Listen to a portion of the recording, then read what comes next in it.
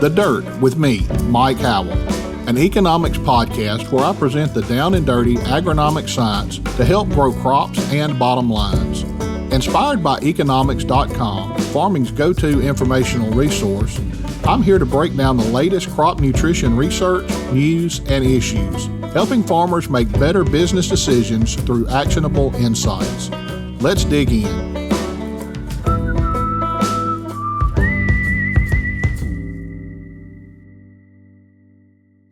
Well, hello again, everyone. Welcome back to The Dirt. Glad you're joining in with us today. It's getting into fall, and we can't turn the television on these days. We can't turn the radio on, can't pick up a newspaper, or even pick up our phones without seeing something going on about politics and Washington, D.C., and we really don't understand, or I don't understand everything that's going on. I thought it would be good if we could dig into this a little more today and help figure things out a little bit. So my guest today is Connor Hamburg. Connor is the manager of government and industry affairs with Nutrien. He's been with the company a little over 3 years, and previously he's worked as a lobbyist for the National Corn Growers Association and the Renewable Fuels Association, and as an advisor to members of Congress. Considering how many opinions people have about government, I'm excited to kind of help pull back the curtain a little bit, so to speak, and hear from someone who really knows what's going on in Washington, D.C. Connor, welcome to The Dirt, and how are you today? I'm doing well, Mike. I'm excited to be on here. Don't check the math on this, but I believe we're about 87 days away from the November election, so we're starting to get really close right now. You're right. If you're sitting in one of those battleground states, you're going to be flooded with advertisements. It's probably going to be every other commercial that you're going to see. So it's going to be at the forefront of the national conversation. And right now, ironically, I'm sitting here in the Washington, D.C. office. And Washington, for those of you who don't follow the ebbs and flows of the daily cycle in Washington, D.C., August is relatively pretty quiet right now. Most members of Congress are back home and campaigning. They're going to be at the conventions, shaking hands. And so for us, for the folks that are still in Washington, it's relatively pretty quiet. It's a great time to be on a podcast and maybe talk a little bit about what I'm seeing on the ground here. Connor, I'm thrilled to have you on the show today because you truly are the ultimate insider in Washington, D.C. Everybody's got their own opinion about Washington and the government. Some people even have 2 or 3 opinions if you talk to them long enough, but very few people really know it as well as you do. You're involved intimately in the daily activities that are going on there. I think it would be fascinating for our listeners to hear some of your stories and insights, and given your extensive experience in this field, I think it'd be great to hear some of this from you. Let's start off, and if you will, just give us an overview of what government and industries affairs is and what you do in your current role. That's a great question, Mike. Let me first just try to drill down what exactly is government industry affairs. Folks, first, they hear the word government in my job title, and they might think I work for the government. That is absolutely not true. I'm employed by Nutrien, and the best way I can describe our function within the company, there's a few of us out there. We're basically where the laws are made, whether it's in a state capital, whether it's in Brazil, or whether it's in Australia or in Canada and Ottawa. There's a few of us there, and we're basically the eyes and ears for the business. And I'll talk a little bit more about what I do in Washington, D.C. You've got 10,000 bills plus that are introduced every 2 years. So you have a lot of legislation that's introduced, and you've got 535 members of Congress that are introducing bills. And you've got regulatory bodies here, USDA, EPA, Department of Transportation, et cetera. And so you've got a lot of noise in Washington. You got a lot of press releases. So it's my job, it's my duty to really cut through that noise. And I'll use DC parlance, really find out what exactly has legs, what bills could move, how they could impact our company, and in effect, potentially even shape them. In effect, I'm a federally registered lobbyist, right? And so there's certainly a negative connotation to the term lobbyist. If I were to run for office myself, those negative campaign ads would certainly write themselves. I know there's a negative connotation, but I really want to dispel that notion because I think what we do is really important. I liken it to 2 ways. And the first is that I think we're in the education business. And then second, I think we're in sales. And what I really mean by that is there's certainly a trajectory here in the U.S. where in the 1800s, we were predominantly an agrarian society. So most of our policymakers, our lawmakers, had some sort of connection to agriculture. Even 100 and some years ago, we had about 50% of the population that was still living on a farm. Now it's less than 2%. And so you get these members of Congress now that are 2, 3, even 4 generations removed from agriculture. And so they really don't know what our industry does. So they are being tasked on a day-to-day basis with voting on major pieces of legislation that can affect the way our business operates and, more importantly, how our customers do their business, the farmer customer. I'd like to use an example. Imagine just putting yourself in your shoes. You're 40 years old, you just were elected to Congress, and your background is maybe, let's just use this as an example, you're a healthcare profession. And it's your first or second day in office, and it's 10 a.m. in the morning, and all of a sudden you're voting on a major defense bill, how the Pentagon sets its policy. Well, you might not have that background. All of a sudden, you're expected to be an expert on China policy, Russia policy, or procurement policy, and you're making a major decision at 10 a.m.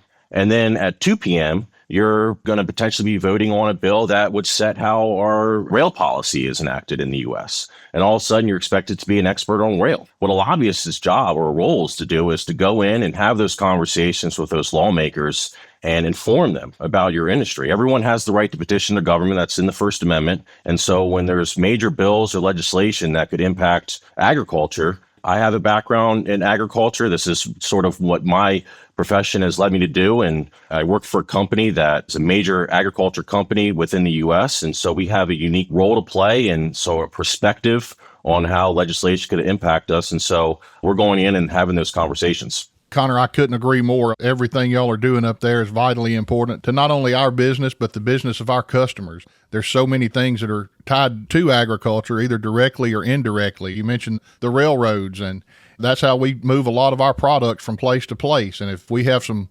legislation that affects the railroads, that's ultimately going to affect us and affect our growers and how we can deliver product to them. Connor, would you give us a little brief overview of your background and how you got to Washington and some of the interests you're working on in ag policy? Yeah, Mike, what's interesting is as you get older, you look back at some of those moments in your life that really had a profound impact on your career trajectory. And for me, my family has been farming for generations. I'm from Delaware. We grow corn, bean, and wheat. For those of you who don't know Delaware, it is a major ag producing state. It's our largest industry. So we do have a lot of farms in the state. And my grandfather, I'll never forget, I was at the Delaware State Fair. I had to have been 10, 11 years old. And my grandfather was talking to a certain senator at the time and came over to me after the conversation. And my grandfather looked at me and he said, "Connor, you never want to be the politician. You always want to be the person in their ear." And that stuck with me. And so that was sort of my North Star and what I wanted to do. I've always had an interest in agriculture. My family's involved in agriculture, but I was more so interested in the politics, the commodity markets, more so than it was on the farm operations. And I went to school, studied economics and political science with the goal of ending up in Washington, D.C. With a little bit of luck, too, as well. I got a chance to work for a few members of Congress, being their ag advisors, and then parlayed that experience working for the National Corn Growers Association as one of their lobbyists in Washington, D.C., representing the interest of corn growers, which had a really special effect on me since I got to feel like I was representing my family farm as well. And then after that, I worked for the Renewable Fuels Association, so I lobbied on ethanol issues for 3 years. You can ask any ethanol lobbyist in D.C., it's really true. 1 year in ethanol policy is about 7 years anywhere else. So that's where I started to get my gray hairs, and then ended up getting the great opportunity to work for Nutrien. I've been here for over 3 years now, and I might be one of those few people that can say this, but I really do enjoy getting up and going to work every day. I think what I do is really interesting, and it's exciting, and every day is different. How much potassium should you be applying? What's the best form of nitrogen for sandy soils? Should you be applying sulfur? Sometimes you just gotta ask an agronomist. Economics has an entire team of agronomists ready to answer all of your questions for free. Find your answers with the Ask an Agronomist feature at nutrien-economics.com. Connor, you mentioned that you're the manager of government and industry affairs. Tell us a little bit about your responsibilities and what you do every day as a lobbyist. Yeah, so every day is entirely different, and I think that's what makes this job thrilling. I will say if there is a routine, what I do every day is the first thing you do, and I tell anyone who has an interest in doing what I do, is you really have to stay on top of the news. That news cycle changes drastically from the time I go to bed, from the time I wake up in the morning. So come 5 or 6 a.m., the first thing I'm doing is I'm checking my emails and I'm reading the Wall Street Journal or the New York Times or any of the major publications, Bloomberg, just seeing what happened last night, what happened yesterday, and then what's expected to happen today. And so your day can really change by the hour here. So I could spend the first morning of my day talking to lawmakers, talking to members on Capitol Hill and their staff. And then later on in the day, I could be at USDA talking to a regulatory body. The other part of my job that I do also want to have a chance to talk about is it's just not government. It's also industry affairs, which is vitally important. When you're a farmer in the U.S., you're represented in Washington, D.C. as well. So you have multiple organizations. You have the American Farm Bureau Federation. You've got the National Corn Growers Association. You've got the American Soybean Association. You've got the wheat growers. You've got the Western growers. You've got American Cotton Council, rice. I think you see where I'm going with this is that there's representation for every major plant in the U.S.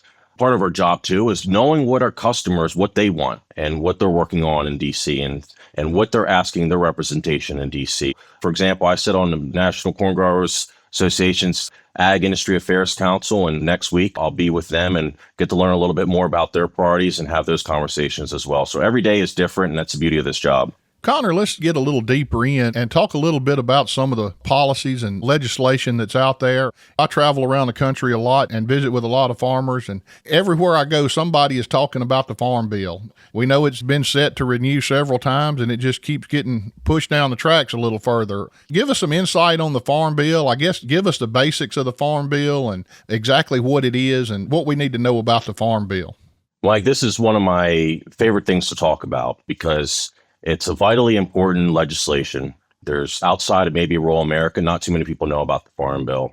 It's about $1.5 trillion right now. And to put that in perspective, there's very few bills by Congress that are that large. So in Congress, bills are scored. So what a score means is how much that piece of legislation would spend over a certain period of time.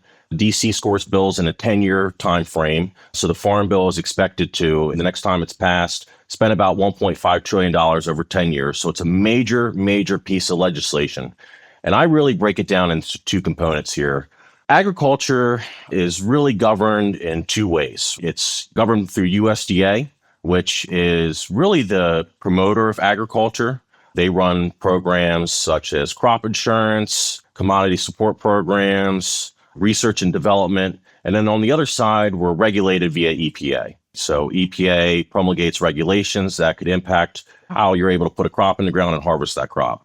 So this Farm Bill is basically the sole bill that gives USDA its authority. And it's broken down into 12 titles. About 80% of it right now is for that SNAP nutritional title, and the rest of it is geared towards agriculture. So horticulture title, miscellaneous title, you've got conservation sustainability title, you've got a crop insurance title, you've got a commodity support title. And so it's a major, major piece of bill, and it does impact all 50 states in the U.S. Connor, I think there's a lot of misconceptions about the Farm Bill, and you got into it with all the titles there. We have a lot of people listening that don't do anything with production agriculture, and they seem to think that the Farm Bill is just there to benefit the farmers. But there's a lot more pieces of that Farm Bill that really affects everybody in the United States.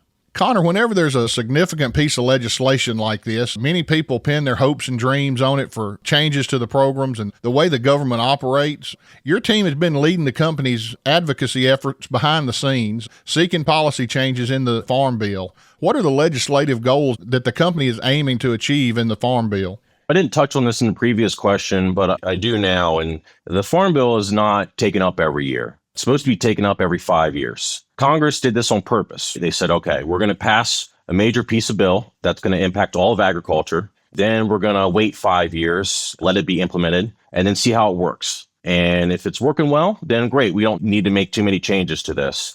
If it isn't working well, let's make some changes. What members of Congress do typically is they go on listening sessions, tours back home in the district. They know that they don't have all the answers in Washington, and so they want to go back to the district or their states and have those conversations with their producers, with agribusiness, and find out what's working and what isn't. For us as a company, being a major ag company with connectivity and nexus to our grower customers, and if they're not doing well, our company's not going to do well. So we took a hard look over the past few years at the previous Farm Bill, which was passed in 2018, and we said, what are some changes that could be made in this legislation that could not only benefit us, but our grower customers that folks aren't looking at and that we might have a unique perspective on. So our company pulled from within the corners of our company, all aspects, the retail and wholesale sides, and we convened a group of folks who are experts. And we said, okay, let's take a holistic look at this legislation and let's come up with some ideas on how we can improve this next farm bill so that we can go to lawmakers, because they're talking to us too.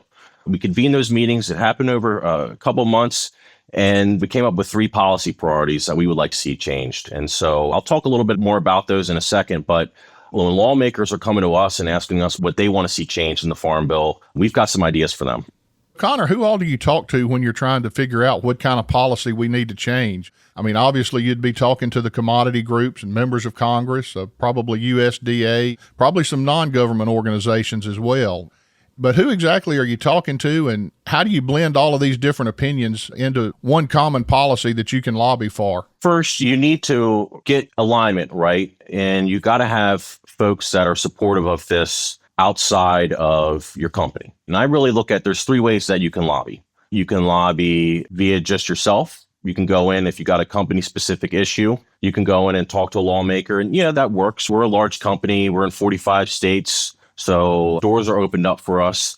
But when you're going in as a sort of solo lobbying, it's probably the least effective way. The second way you can lobby is through a trade association, right? We belong to a few trade associations, Fertilizer Institute, which represents the fertilizer industry, Ag Retailers Association, which represents ag retailers, the Chamber of Commerce, which represents all U.S. businesses. So you can go in as a representative of a trade association, and if you've got a sector issue that needs to be discussed, high tide can lift all boats. You can go in as a trade association and lobby that way. And the third, which I think is the most effective way at lobbying, is through coalitions. Again, I go back to that industry affairs portion of my title. We've got really good relationship with all the commodity organizations in DC. And before I go in to talk to a lawmaker, I want to know what the corn growers are saying about an issue and whether they like it an idea or not, or what American Farm Bureau thinks about this issue. So we go in and have those conversations first with those groups, talk to them about these issues, see if we're in alignment. And if we are, we can go in to a lawmaker's office with some of those commodity organizations, not just us. So when these lawmakers are hearing about the issue, they're not going, oh, this is just agribusiness that cares about this issue. This could actually benefit the farmer, which they care about. Farmers have this rare effect in DC. I call it the halo effect, which over 80 to 90% of the U.S. population thinks what they're doing is good. I can't think of another sector in the economy where the general public feels that way. So when a farmer or grower comes in to talk to a lawmaker, the lawmaker is going to listen, more so than probably any other portion of our economy. So when you go in and you have those conversations, you really have a better chance of enacting change. Because when you're pitching a lawmaker an idea or you're trying to influence a piece of legislation and they know that the farmer cares about it and they want it, you have a greater chance of getting that passed. Connor, I have a little bit of personal experience with that, not in Washington, but in the state legislature. Back when I was working with Extension, we had a group of farmers that were trying to get a commodity organization established in the state and had to do that through the legislature. And we had a bunch of meetings and had everything planned out and knew we had to go to the Capitol. And I was with the group of farmers when they went. We had some meetings lined up, but we went to the chairman of the Ag Committee's office, and his secretary immediately walked in his office and told him he had a group of farmers there. His office was full of other legislators, and he just sent them out right then. He said, give me my office. And he sat down for an hour and talked to those farmers. So that's exactly right. They want to hear from the farmers. Yeah, that's a great story, Mike. And I think it really nails it in the head with what I was trying to get out there with an example. Hey guys, if you like what you heard today, do us a favor and share this podcast with someone else. It could be your neighbor, your friend, your crop advisor, or whoever you think would enjoy it. Your support helps ensure future episodes, so please like, subscribe, share, and rate the show wherever you're listening from. So Connor, we know you're advocating for a lot of things. Can you give us a couple of examples of things that you're working on right now? As I mentioned earlier, we're working on sort of 3 policy priorities, and I'll go into those a little bit more in depth here. The first is more so on the wholesale side, but it's to get potash and phosphate on the U.S. critical mineral list. I know Mark Tully was on here a few weeks back and gave a market overview of what happened in the fertilizer markets. But in Washington, D.C., we got a lot of interest from lawmakers when farmers and growers producers were coming into lawmakers' offices and talking about input prices and how they were going up and asking for lawmakers to think through some of those policy challenges and what could be done to maybe soften some of those prices. And so naturally, being the world's largest fertilizer manufacturer, we had a lot of lawmakers come to us and ask us. One of the things that we've been working on is what can we do to first send a positive market signal that the U.S. cares about the domestic fertilizer industry and expanding that market and making it easier for producers in the U.S. to produce those essential nutrients. But second, what could be done to help on the permitting side? On average, if you want to build out a new wholesale fertilizer manufacturing facility in the U.S., it takes years and years to build out those permits and to get those permits. What would help with that is all the rage right now, all the discussions is about critical minerals. And they're mostly geared towards defense or electric batteries or semiconductors. But as it turns out, two of those minerals are ag minerals, and that's potash and phosphate. And they're not on the U.S. critical mineral list. And so what we're trying to do right now is try to pressure the Biden administration, especially through legislation in Congress, to get potash and phosphate added to the U.S. critical mineral list. So we have a bipartisan bill not only introduced in the Senate, but also in the House of Representatives that would do such. And so we're trying to look at what are some legislative vehicles that we could add this to. Clearly, the Farm Bill, what I talked about, is certainly an opportunity there, although the Farm Bill has not been moving. Did see action in the House, just out of committee though, but we haven't seen any floor action on the Senate and the House. And then the other potential opportunity is through the National Defense Authorization Act, which sets defense policy in the U.S. That's coming up. So we're having some discussions with the committees of jurisdiction on the Armed Services Committee in the House and Senate about getting a potential amendment there. So I'll have potentially more to share on that front. And then our two other priorities are we call the TSP Access Act and the Plant Biostimulants Act. The Plant Biostimulants Act, again, bipartisan bill. We feel really good about its chances in the Farm Bill. And what it would do is plant biostimulants are sort of all the rage right now. It's a great opportunity.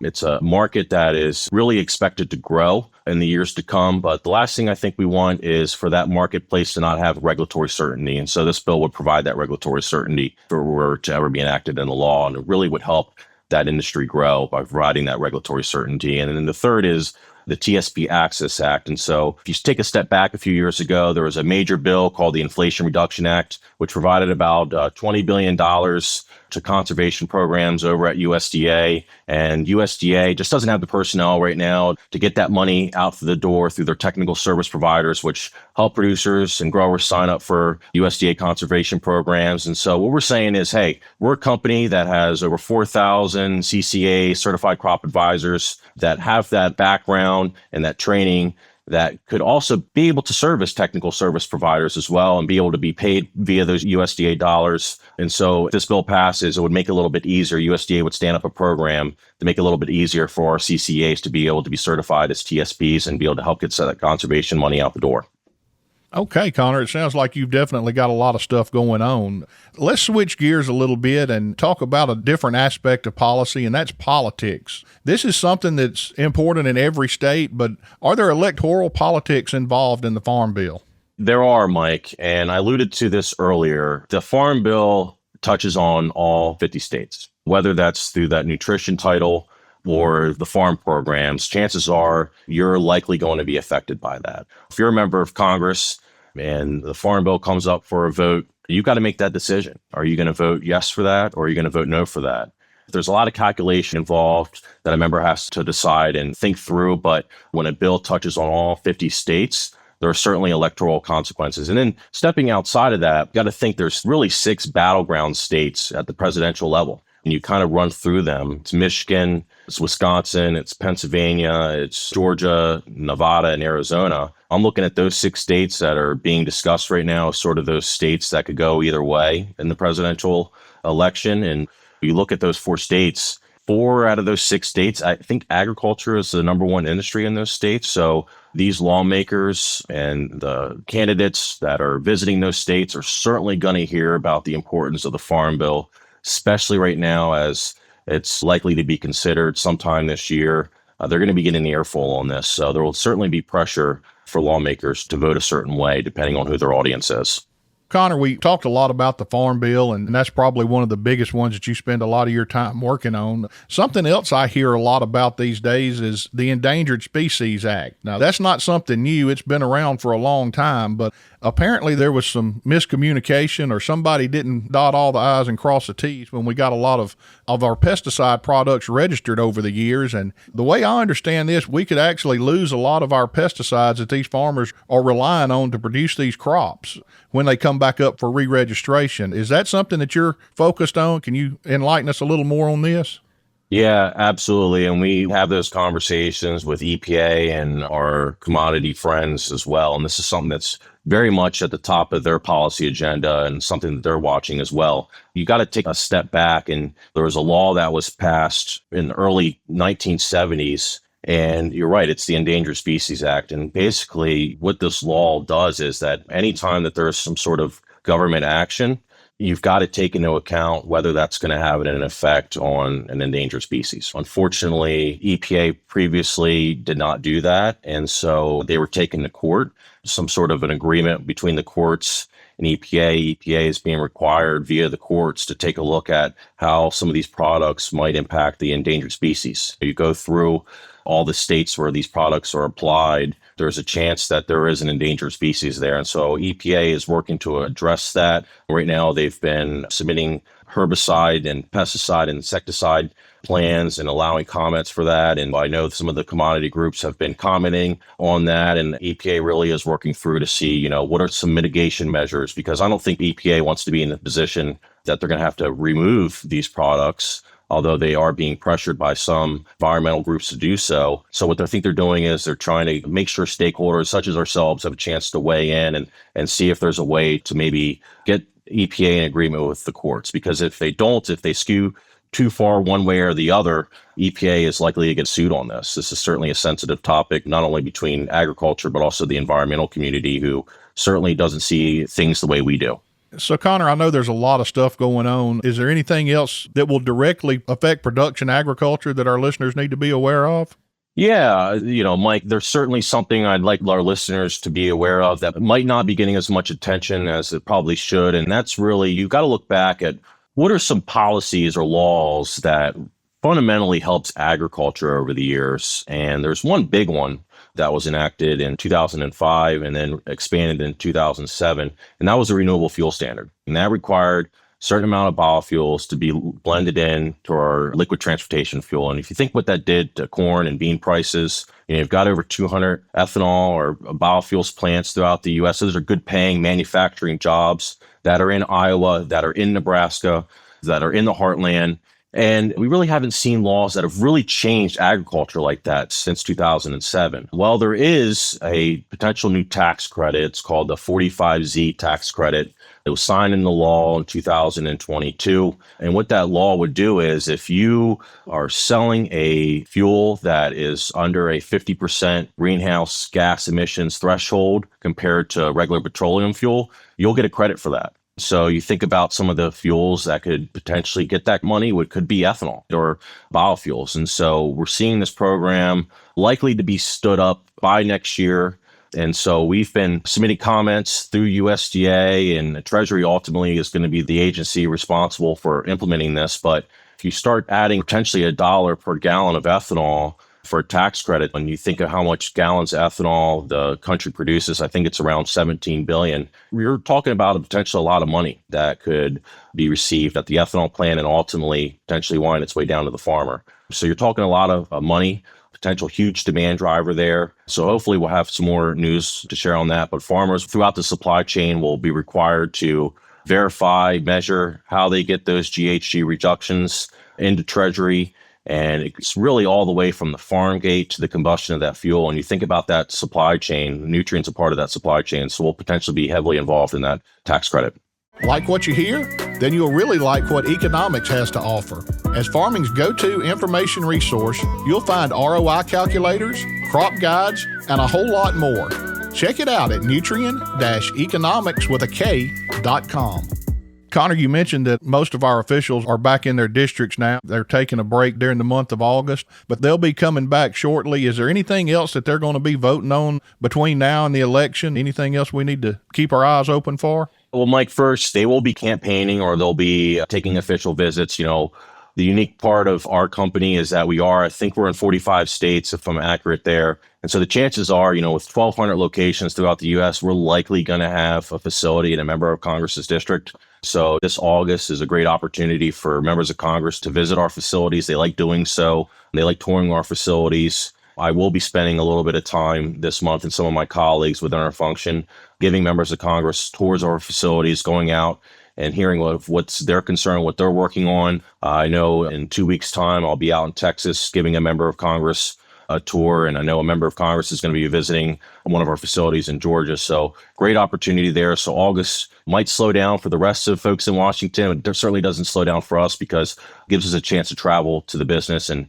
not only hear what the lawmakers are hearing, but also what our business is concerned about as well. So that dovetails nicely into what's likely going to happen until the election. And you really only have a few weeks of congressional business, and that's mainly going to be in September. I think the main thing that they're likely going to be focused on, and I know the American public is tired of hearing of this because it seems like you look down at your phone every other week and there's another government shutdown funding deadline and lawmakers are scrambling to keep the lights on within the government. We're going to come up on that at the end of September.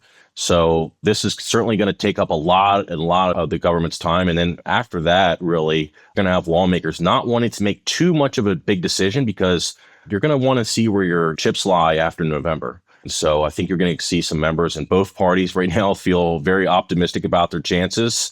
So you're going to have some members wanting really to kick the can on for those later harder issues to see if it's gotten easier for them or they've gained seats to make it easier for them to pass legislation. For your listeners, I'd mainly be focused right now on see what happens with government funding. I don't have a crystal ball, but they typically have waited till the last second and then have had to make a decision. Congress likes to operate on self-imposed deadlines. Connor, you said you didn't have a crystal ball, but you're there every day. You see what's going on. You can probably tell who's worried and who's excited. If you had to make a projection, what do you see with the House and the Senate? Are they going to flip during this election cycle, or are they going to stay the same? So I'll break it down. In the Senate, it's likely going to flip to Republicans, and that's really just because of the seats that the Democrats are defending versus the Republicans. Senators serve 6-year terms. And that means about 1/3 of the Senate is up every 2 years. And so for the Senate, you really got to get lucky to depend on what seats you're going to be defending or not. And so unfortunately for the Democrats, at least in their eyes, they're feeling a little bit unlucky at the way that the seats that they got to defend. You break it down through the seats they're defending. They've got to defend West Virginia, which is likely going to go to Republicans. So that's a seat right there the Republicans could pick up. And then you're at a 50-50 Senate. And then you go across the map, they're defending Montana, which has voted for President Trump twice now. So they've got a Democratic incumbent, John Tester there, who's defending that seat. And then you go to Ohio, you got Sherrod Brown. Ohio now is really gone over to Republicans over the past election cycles. And so that's another tough seat for the Democrats to defend. And then, you've got Nevada, which is a battleground seat. And then you've got Arizona, which is another battleground seat. And so really the seats that the Democrats are on the defensive in those seats, and really the only pickup opportunities, and I can't even really say they're pickup opportunities. I just don't see a world where the Republicans lose these seats. The easiest seats they'll have are Texas and Florida for them to defend. So it's likely looking like it's going to be a Republican majority. In terms of how big, now I can't get into that. You're going to have to go through state by state there, and depending on how good the incumbents are and how they're able to differ themselves from the national party, that remains to be seen. And then the House is a little bit different. The Republicans currently control a few seats more than the Democrats, which gives them the majority. How it shakes down in the U.S. is most of these districts now are gerrymandered to really, you got to look for the primary, which could take you out, not the general election. You really only have about 20, maybe 30 seats that could flip in a given election cycle. And so it's really hard to make a prediction in the House. It could go either way, in my opinion. And then on the presidential election, I've been asked this question a few times now, and I liken election forecasting to forecasting the weather or forecasting economics, right, or macroeconomics. It's very, very, very tough to do. If I could do it accurately, I would not be on this podcast right now. I'd actually be in Vegas putting all my chips right now, or my life savings, and potentially getting rich off of that. And that's certainly something I'm not going to do because I can't give an accurate answer there. Connor, well, that's fair enough. I want to go back to one thing you mentioned at the very beginning. You mentioned that every American has a First Amendment right to petition the government. That's easily said, but a lot of people wouldn't know what to do. If they had an issue they wanted to talk to a legislature about, how would they go about getting in touch with their senator or representative? That's a great question. I would go about it this way. Most of our listeners, if I'm correct, Mike, are probably either working for an agribusiness or working in agriculture or a producer themselves or a grower. Chances are you belong to or you're looking to belong to one of those commodity organizations. I would definitely encourage folks who are not already members of any of those commodity organizations to become members. By doing so, you're really giving a larger voice to the issue. It's really tough. You think about a member of Congress's time.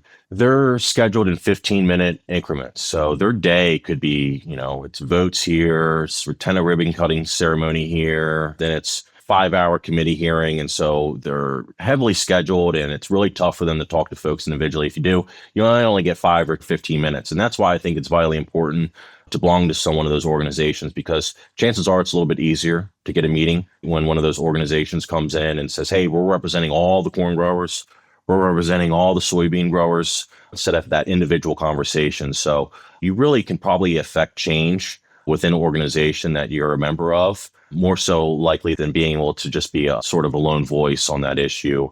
Members of Congress are, when they're thinking about an issue and how it could change production agriculture, they're going to reach out to those organizations first and say, hey, what could this do to your livelihood? They're not going to just reach out to some sort of individual back home. They're going to check in with those organizations, because those organizations are likely going to have that expertise. They might have an economist on their staff. They might have some sort of policy officials in their staff that are experts in those areas that they're being considered. So I think looking back on that, that's probably the easiest way for someone to get involved in politics and making their voice heard.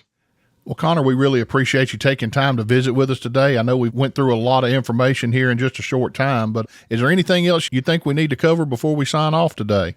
No, Mike, I think we hit on every topic imaginable. We got 87 days left, and stay tuned, buckle seatbelts.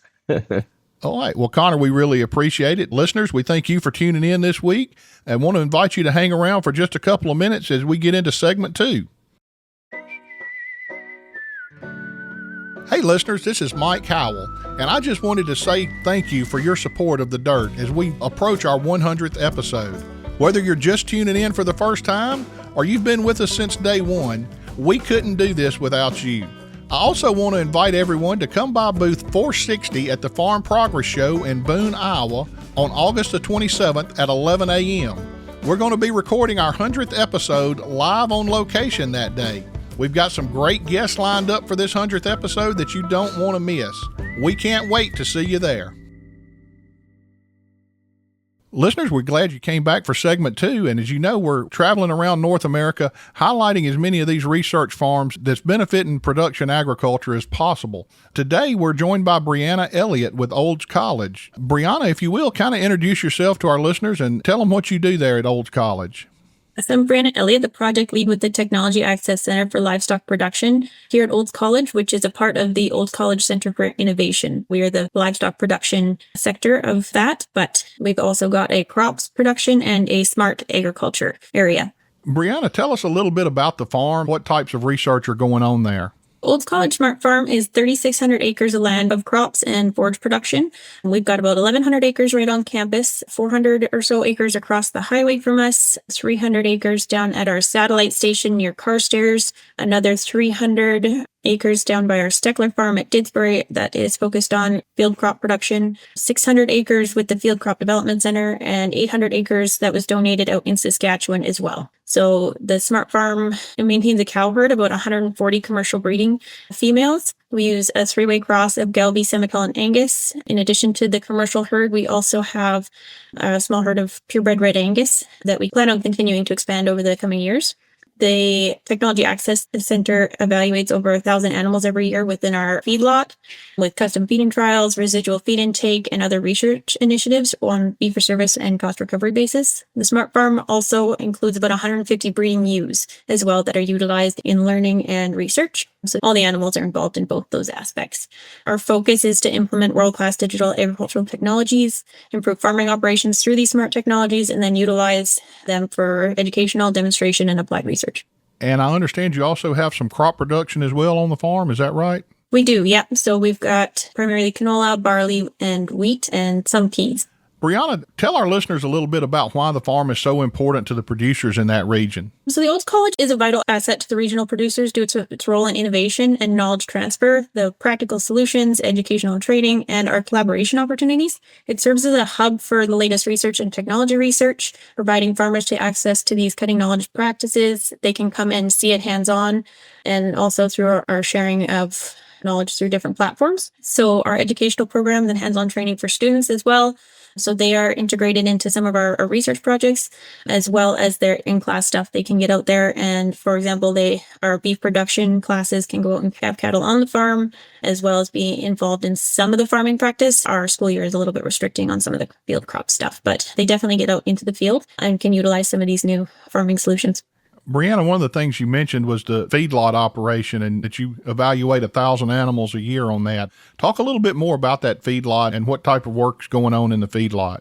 Yeah, so we utilize a number of different technologies within our feedlot. So we do fee-for-service testing with residual feed intake through our Vitelli feed bunks, as well as the Vitelli waterers, so we can measure their efficiency through that. We also have some AI cameras that we're utilizing on campus to look at the different animal health. We can see if those animals are getting sick beforehand, as well as utilizing those grow safe bunks to see if their intake is reduced. We're also looking at different infrared cameras to identify health issues when the animals come onto campus. Other technologies come and go that we're utilizing. We have a green feed unit that can measure the methane emissions on cattle. So we've done some testing of feed additives of different types. All that equipment is utilized in different aspects of different projects. Brianna, we understand that all of these farms are valuable to our producers. That's how we accomplish this knowledge transfer. We do the research there on the farms and get this information out to the producers to help make them more productive on their farms.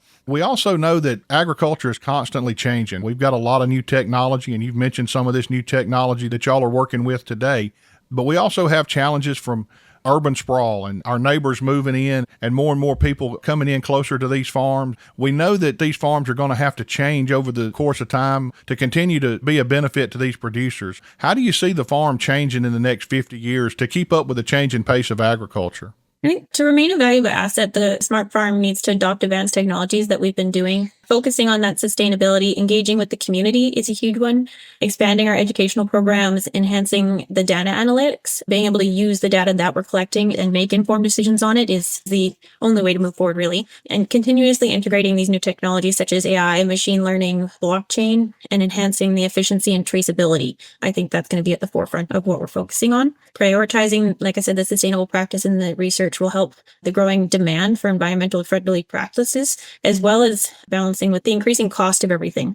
So that sustainability piece, we have to make the most bang for our buck on whether it's that acre of land or that pound of beef. It needs to be raised in the most sustainable way, I guess, for us to be able to even make money on it, because I think they go hand in hand. Brianna, can you give us a website? I know you post a lot of your research results on a website. Where can somebody go to find out more about what's going on at the farm? They can go to oldscollege.ca under the Smart Farm tab, as well as our research tab with the Technology Access Center for Livestock Production and the other areas under Smart Ag, as well as the crops production areas. Those areas you can find out about the small plot variety trials that the crops team is doing, as well as some of the other field crop technologies that the Smart Ag department is working on. Brianna, we really appreciate you taking time to share this information about the research farm there at Olds College. I want to encourage our listeners to visit that website and check it out. If you need more information on anything we've talked about today, always remind you that you can visit our website. That's nutrien-economics.com. Until next time, this has been Mike Howell with The Dirt.